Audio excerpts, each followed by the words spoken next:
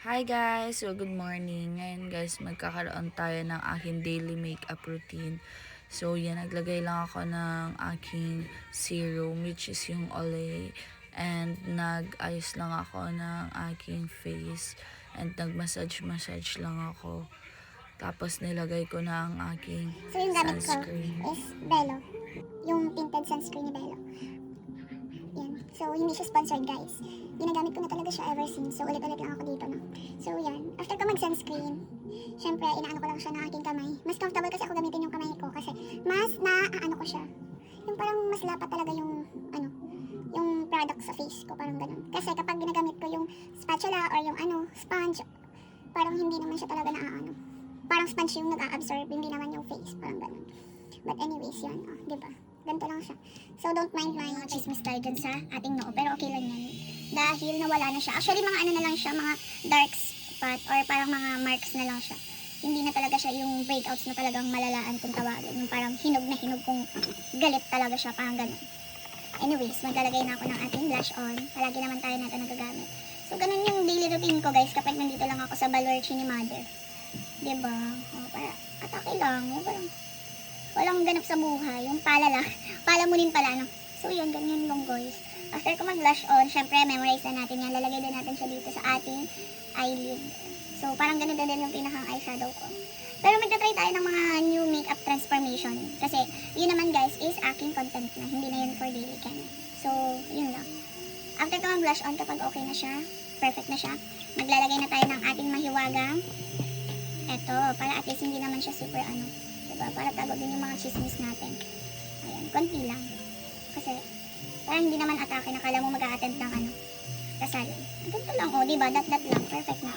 After nyan, kamay ulit. Pero actually guys, nagbabrush ako nito. Pero, mas gusto ko minsan talaga yung kamay. Mas feel ko siya. Kasi nga, mas siya, na-absorb talaga yung product ng aking face. Pero, siya, diba guys? Diba? Pero okay naman talaga guys kapag kamay, tingnan nyo, diba? Hindi masyadong hassle. Kasi nga kapag minsan pag brush, wala, napupunta lahat sa brush or minsan napupunta lahat sa sponge. Kaya ito yun, diba? Nawala yung chismis, natago siya ng isang titik lang ng ating mahiwagang product. So yan, after nyan maglalagay na ako ng ating powder para at least maano siya. So, lalagyan lang natin ng powder ang ating face haro para atake naman siya. Hindi naman siya mukhang super pampatanggal lang ng yan. Diba? Uga na siya tingnan guys, dyan pa lang. Pero pag nilagay natin yung ating pangmalakasang shimmering splendid dyan. Diba? Clean girl atake pero may mga chismis ganun yung atake. Yan, so lalagay na natin ang mahiwagang chismis ng shimmer. Diba? Diba guys, atake. Siyempre, gigikip ko muna to, baka mas maging shimmering na yung mga face ninyo. Pero alam ko na wala naman gustong gumamit nito kasi nga, wala lang, feeling ko lang. Ano-anong pinagsasabi ni Bakula. So, yan.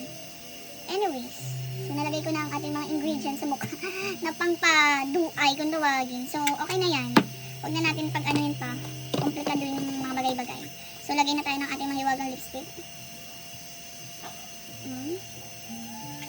And then, ang ating lip gloss. Para naman mag-ano siya. Or lip tint.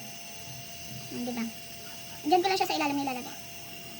Para mag-open yung Mag-open yung basta yun na yun, tapos ito ulit ba? Parang, diba? Nakita nyo yun? Tapos, after nyan guys, okay na, perfect na. Maglalagay na tayo ng shimmer sa ating face, sa ating eyes pala. Okay na, diba? Para yung tingin natin sa mga dyan. Hindi mukhang maasim tingnan, diba? Diba? Comment kayo guys kung ano mga magagandang content na gawin. Para hindi naman tayo dito parang lang. Diba? Anyways. Tapos na guys, maglalagay na tayo ng ating finishing touch. Which is ang ating mahiwagang kilay na parang palaging nang aaway. Ito na guys. Ginaganto ko lang siya.